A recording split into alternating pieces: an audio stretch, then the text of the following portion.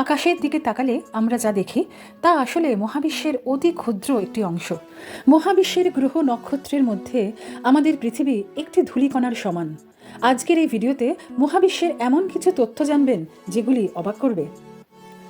জ্যোতির্বিজ্ঞানীদের মতে মহাবিশ্বে প্রায় 2 লক্ষ কোটি গ্যালাক্সি রয়েছে, যার প্রত্যেকটিতে প্রায় 100 বিলিয়ন বা তার বেশি গ্রহ নক্ষত্র রয়েছে। ওই গ্যালাক্সিগুলির মধ্যে মিল্কি ওয়ে নামক একটি গ্যালাক্সিতে আমাদের পৃথিবীর অবস্থান। অর্থাৎ ভাবুন, মহাবিশ্বের আয়তনের কাছে আমাদের পৃথিবী ও আমরা কতটা তুচ্ছ।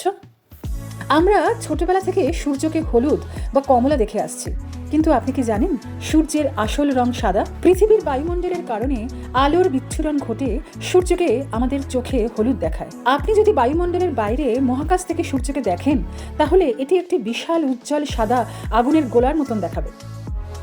আমাদের পৃথিবী পাথরে হতে পারে, কিন্তু মহাবিশ্বে এমন এক গ্রহ আছে যার 1/3 খাঁটি হীরা দিয়ে তৈরি। পৃথিবীর তুলনায় প্রায় 8 গুণ বড় এই গ্রহটির নাম 55 ক্যান্ট্রি ই। গ্রহটি পৃথিবী থেকে 41 আলোকবর্ষ দূরে অবস্থিত। এই গ্রহের তাপমাত্রা প্রায় 2400 ডিগ্রি সেলসিয়াস।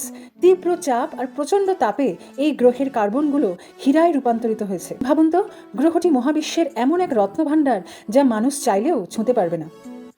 আমরা সকলেই জানি পৃথিবী সহ সৌরজগতের বাকি সমস্ত গ্রহ সূর্যের চারিদিকে ঘোরে।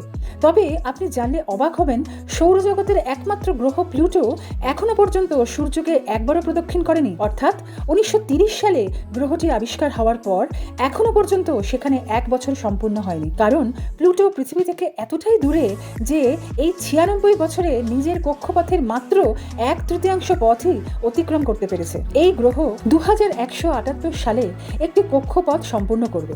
অর্থাৎ প্লুটোর 1 বছর পৃথিবীর 248 বছরের সমান। আমাদের পৃথিবীতে যেমন উচ্চতম পর্বতশৃঙ্গ মাউন্ট এভারেস্ট, ঠিক তেমনি সৌরজগতেও রয়েছে একটি উচ্চতম পর্বতশৃঙ্গ। সৌরজগতের এই উচ্চতম পর্বতশৃঙ্গের নাম অলিম্পাস মন্স, যা মঙ্গল গ্রহে অবস্থিত। এই পর্বতটি পৃথিবীর এভারেস্টের তুলনায় প্রায় 3 গুণ উঁচু। সৌরজগতের দ্বিতীয় বৃহত্তম গ্রহ শনি, পৃথিবী থেকে যার আয়তন প্রায় 763 গুণ বেশি। তবে আপনি জানলে অবাক হবেন, শনি গ্রহ এতটাই হালকা যে জলের উপরে ভাসতে পারে। আসলে এই গ্রহটি হাইড্রোজেন ও হিলিয়াম দিয়ে তৈরি একটি অত্যন্ত হালকা গ্রহ।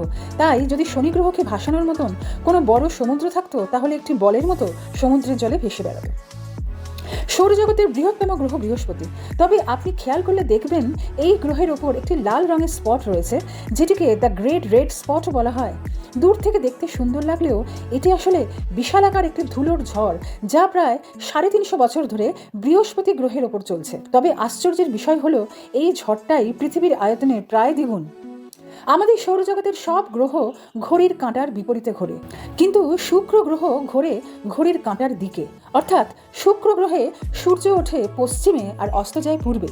শুধু তাই নয়, শুক্র গ্রহের একদিন পৃথিবীর 1 বছরের চেয়ে বড়। হ্যাঁ, ঠিকই শুনেছেন, শুক্র গ্রহ তার নিজের অক্ষের চারপাশে এতটাই আস্তে ঘোরে যে এর একটি দিন পূর্ণ হতে হতে পৃথিবীর প্রায় 243 দিন কেটে যায়। যেখানে সূর্যের চারিদিকে শুক্র গ্রহ একবার ঘুরে আসে পৃথিবীর 225 দিনে। মহাকাশে আপনি যত জোরেই চিৎকার করুন না কেন, কেউ তা শুনবে না। শব্দ চলাচলের জন্য কোনো মাধ্যম বা বায়ুর প্রয়োজন হয়, যা মহাকাশে নেই। তাই সেখানে 2টি নক্ষত্রের প্রচণ্ড সংঘর্ষ হলেও কোনো শব্দ উৎপন্ন হয় না। মহাকাশ যতটা সুন্দর, তার চেয়েও অনেক বেশি রহস্যময় এবং বিচিত্র। মহাকাশের প্রতিটি ধূলিকণা আর গ্রহ নক্ষত্র আমাদের মনে করিয়ে দেয় আমরা এই বিশালতার মাঝে কতটা ক্ষুদ্র। তাই আকাশকে জানার ইচ্ছা মানুষের অতীতেও ছিল আর ভবিষ্যতেও থাকবে। তবে আপনি যদি এই ধরনের ভিডিও পেতে চান, তাহলে আমাদের চ্যানেলটিকে সাবস্ক্রাইব করতে ভুলবেন না। কিন্তু দেখা হচ্ছে পরবর্তী ভিডিওতে।